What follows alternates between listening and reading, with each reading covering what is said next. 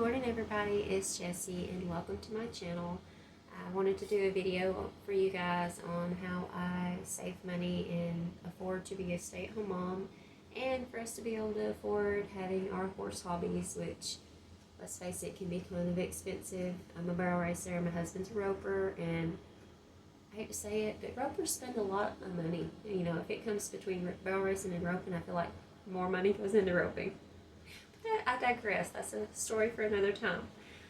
Anyways, if you have horses or if you're looking into horses, yes, they cost a lot of money, but it is possible to have horses and have that hobby and be a stay-at-home mom. And then you just have to be smart about it and maybe make a few cuts here and there.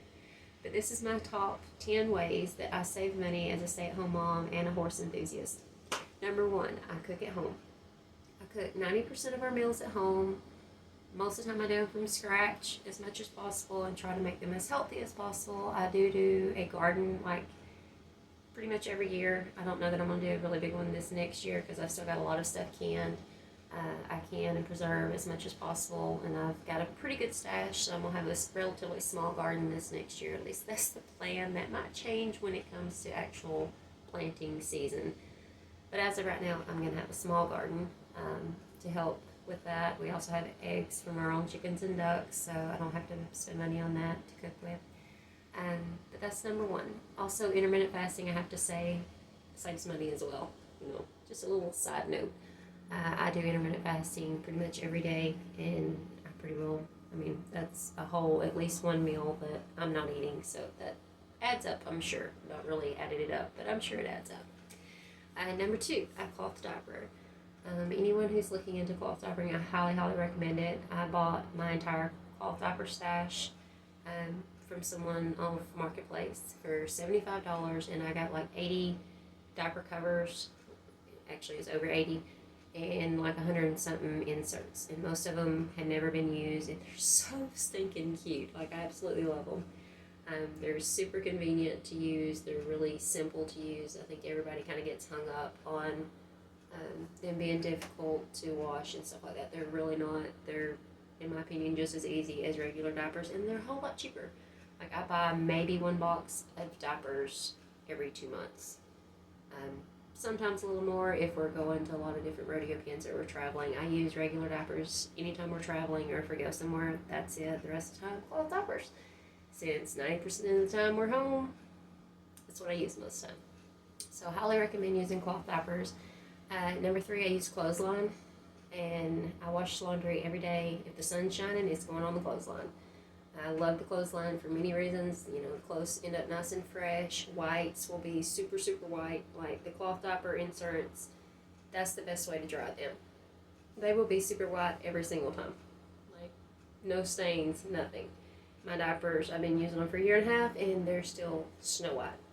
And I attribute a lot of that to the clothesline, because I have noticed if I'm having to dry them, like it's been really rainy for a few days, they kind of will get a little stain looking, but then as soon as I wash them and hang them back on the line, they're white again, like snow.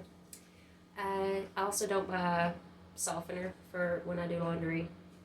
It's just a little side thing that, you know, it causes a lot of allergic reactions for my bunch, so we don't use softener. I use vinegar and scent beads instead, and that saved a pretty good bit over the course of the time I've been doing it. So, number four, I thrift a lot. Like, I love to thrift, and since I've gotten a little smaller, I've had to thrift a little more for myself. Most of the time, I don't really buy a whole lot for myself. I have pretty much all my favorites, and I'm good with them.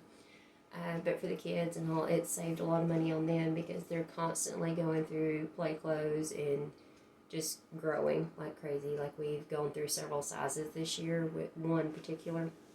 So I thrift a lot with clothing and stuff like that, and shoes, especially play clothes, because my guys are rough on clothes. It's another reason I use a clothesline, because we go through a lot of clothes every day. Like, my boys will change 2 or 3 times a day sometimes, every time they get wet or muddy, or, frogs in their pockets, eggs broken in their pockets, all that grand jazz. So that would be my number 4 tip, is to thrift as much as possible. The last thing I actually thrifted, I got off Marketplace, and I bought a brand new, actually two brand new pair of Ariats. One pair had been worn twice, the other pair had never been worn. Awesome, awesome. And if you've been in a boot store, boots are expensive. I spent $30 for both pair, so I'm still so excited about that. I love those boots. I've been wearing them pretty much daily here lately. I'm trying to get them broke in and ready to go. But yeah, thrift stores, marketplace, anything like that, I like to use that. If it's not groceries, I'm going to try to thrift it before I buy it. I also resell, which is number 5. I will resell like the kids' clothes that they're growing out of, like their church clothes, stuff like that. I've been putting them in a resale or a consignment sale that we have about 4 times a year here, not far from our house. And every time I put stuff in, I've made anywhere from $200 to almost $400 per sale. So that's a pretty good chunk that, pays for the feed and the hay for, a little while. But yeah, I resell things, things that we don't use or we're not using anymore and don't intend to. I'll sell them online as well sometimes. Number 6, haircuts at home. I do my husband and both my boys' hair here at home. My husband's relatively easy because he pretty well shaves his head every day, so not an issue. The boys, I learned to cut hair, and sometimes I have to relearn because they want new styles, yada yada. I also don't go to a salon myself.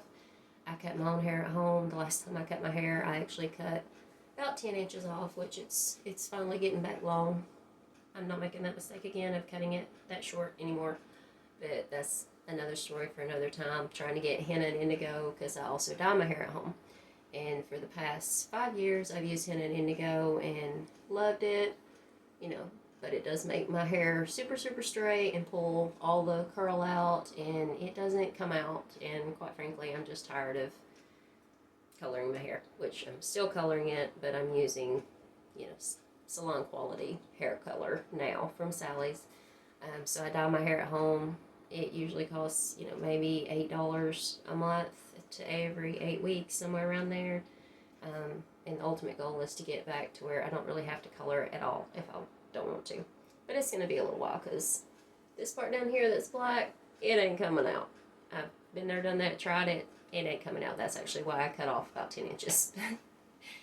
That's another story for another time. Number 7, we hunt every year. Or I say we. My husband hunts and my son hunts. He's going to go this year for his first time of actually hunting. And every year, my husband has filled up the freezer for me. Like, he'll get several deer every year. We process them at home. We process them ourselves. He'll usually quarter it up for me, bring it in, and then I process it all here in my kitchen and fill up my freezer. So I'll have anywhere from 50, to 75 pounds worth of meat per hunting trip generally. It depends on if he gets 1 or 2. We've done that every year. And so far, he pretty well, like I said, he's filled up the freezer pretty much entirely every year. Sometimes I've had it a little bit more full with garden stuff still. I still got a pretty good bit of garden stuff this year. So trying to get that used up before he goes hunting again for this November. The end of the month he'll go.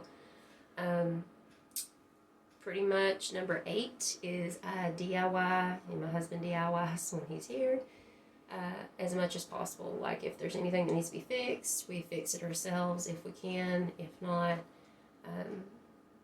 of course, we'll have to get somebody to help us. But most of the time, we do everything ourselves. Like, if it needs to be fixed, most of the time it's me. I'll figure it out. And YouTube is actually a great place to figure stuff out. I've done everything from electrical to plumbing to building things and making things. Yeah. If you want to bad enough, you can figure it out. Guarantee you. There's too much technology out there nowadays not to be able to figure it out yourself. But all the fencing, anything like that, we do it ourselves. Let's see. Number 9, I shop sales. Like, every time I go to the grocery store when I'm actually going grocery shopping, and I usually only go like twice a month because I kind of multi-purpose trips. But anyways, for shop the sales and go around to the sales sections, because usually most of the stores, like I go to Walmart, they'll always have somewhere where they have things marked down. I go there, not only can you find things like Christmas gifts, which I'll pick up throughout the year for each Christmas, you know, as I find things of, oh, that looks like that would be a good Christmas present for somebody, I'll go ahead and pick it up. And I've saved a lot of money that way. But they also have like groceries and stuff too. Sometimes I'll keep a check on that and I can pick up spices, stuff like that, in the sale section. The last time I went grocery shopping, they actually had big, huge hams on sale. And I got one of those and brought it home, cut it up, fixed it in like 1 pound bags because my kids love ham sandwiches and just ham in general. So I cut all that up and I think I got it like $10 off. And I ended up with like 6 packs of ham for ham sandwiches, 1 pound packs for them. And then I also ended up with, you know, ham bone and trimmings and stuff to use for flavoring and cooking some other things. So shop your sales. I usually go to Aldi's. It's one of my big stores that I go to. And I love Aldi's because you can get a lot of really great things for a really good price. Yeah, shop generic. I don't buy name brand stuff on pretty much anything. There's only a handful of things that I will actually get like a name brand for. Because most of the time, the Aldi's brands and the generic brands, they taste exactly the same, and my bunch hasn't noticed any difference. And number 10 is multi-purpose trips. I don't go to the store just for 1 or 2 things. Like, I just don't, generally speaking, unless it's something that we have to have and it's like an emergency situation. I usually go to the store 1 to 2 times a month. And when I go to get out, I'm going to do bills, I'm going to get groceries.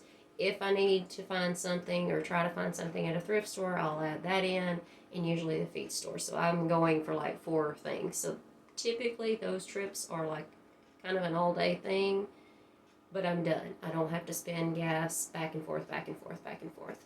I combine everything into one trip, and I just keep a list of everything that I need to do and everything that I need in general on my grocery list, and then my list of what needs to be done and everything else that I need, whether it's something I'm fixing or building or whatever. I do it all at one time as much as possible. Like I said, if we have an emergency or something like that, then that's a little different.